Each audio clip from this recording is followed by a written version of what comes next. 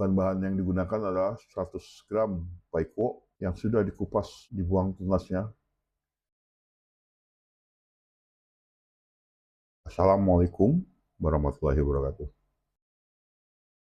Pada video ini saya akan kembali membahas tentang herbal atau tumbuhan obat yang bersumber dari Tionghoa atau Tiongkok yang diberi nama Ginkgo biloba atau dalam bahasa Pinyin adalah paiko. Nah, herbal ini sangat bagus untuk menguatkan paru-paru, juga untuk meningkatkan vitalitas seseorang.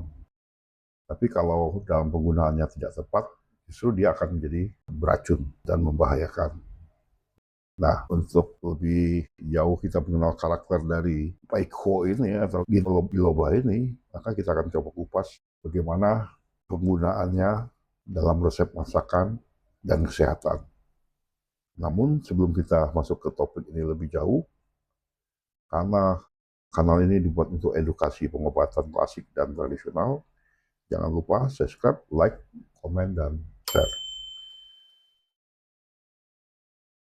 Paiko adalah nama lain atau nama Tiongkok dari Ginkgo biloba atau biji ginkgo.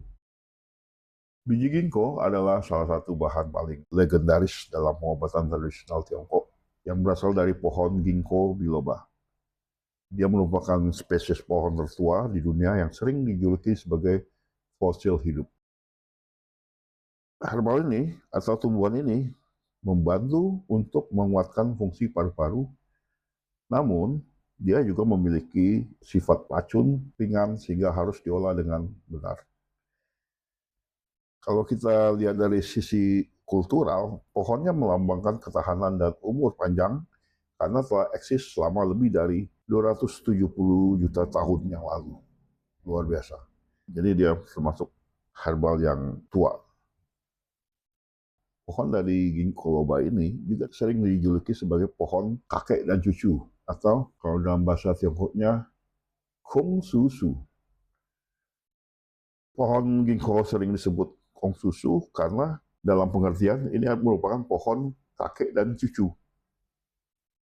Cerita rakyat menyebutkan bahwa jika seorang kakek menanam pohon ini, maka cucunya lah yang baru bisa memanen buah ini.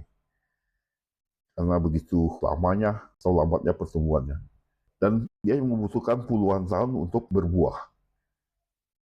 Pohon ginkgo dianggap suci dan merupakan simbol vitalitas. Keajaiban pohon ini terbukti saat beberapa pohon ginkgo tetap bertahan hidup dan tumbuh kembali meskipun terpapar radiasi ledakan bom atom di Hiroshima pada masa itu, sehingga menjadikannya simbol harapan dan keabadian. Nah, kalau kita lihat dari sejarah medisnya, dalam kitab Pen Chao Kang Mu, karya Li Shichen, paiko dicatat memiliki khasiat untuk menguatkan paru-paru, meredakan asma, dan mengobati gangguan saluran kemih. Kalau kita lihat dari sifat dan rasa atau karakteristik dan manfaat medisnya, dalam teori klasik, paiko memiliki rasa manis, pahit, dan sepat, serta dia bersifat netral dengan sedikit beracun. Herbal ini masuk ke meridian paru-paru dan ginjal. Manfaat utamanya adalah kalau dihubungkan dengan sirkulasi darah, dia akan membantu melebarkan pembuluh darah yang secara tidak langsung mendukung fungsi kognitif dan vitalitas.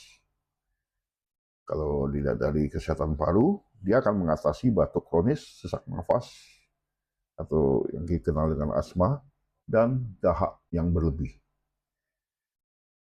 Kalau kita lihat dari masalah saluran kemih, dia digunakan untuk mengatasi sering buang air kecil atau keputihan pada wanita.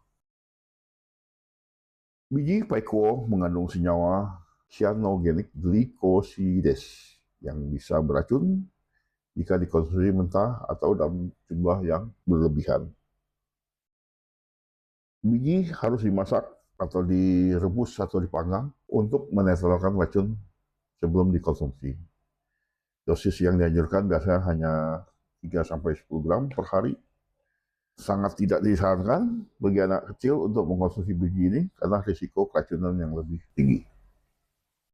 Biji ginkgo biloba adalah bahan yang sangat populer dalam kuliner tradisional Tionghoa, baik dalam hidangan manis atau chung sui maupun gurih. Biji ini memiliki tekstur kenyal seperti jelly dan rasanya sedikit pahit manis.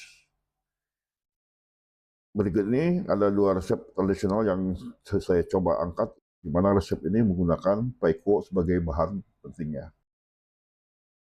Yang pertama adalah resep manis atau Fuchu Paiko Tang Sui. Ini adalah hidangan penutup tong sui yang sangat klasik untuk mendinginkan tubuh. Bahan-bahan yang digunakan adalah 100 gram paiko yang sudah dikupas, dibuang tunasnya, terus 100 gram barley atau yang sering kita kenal dengan jali-jali. Ambil juga 2 lembar kembang tahu, pilih yang khusus untuk dessert agar mudah dihancurkan. Terus 1,5 liter air, 2 lembar daun pandan, di-cut simpul, gula batu secukupnya. Nah, ini boleh dipakai atau tidak. 1 butir telur dikocok lalu dicampurkan. Cara membuatnya adalah rebus air bersama barley dan daun pandan hingga barley lunak.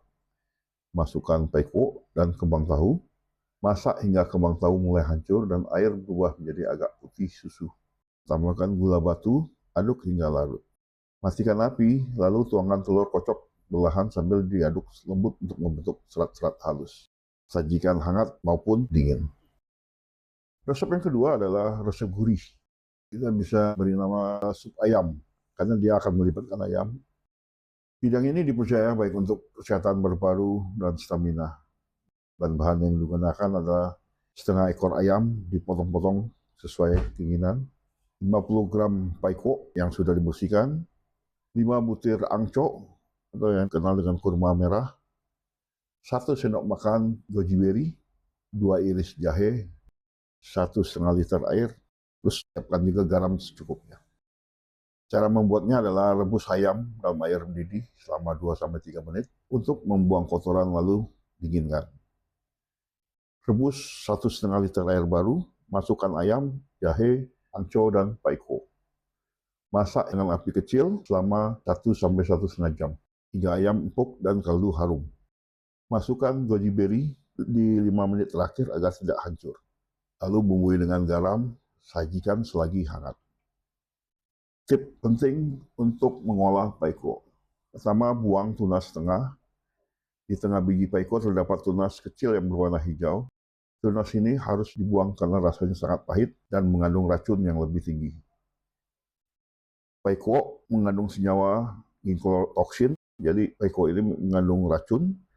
Orang dewasa disarankan tidak mengkonsumsi lebih dari 7-10 biji per hari. Dan anak-anak sebaiknya tidak lebih dari 1-2 biji.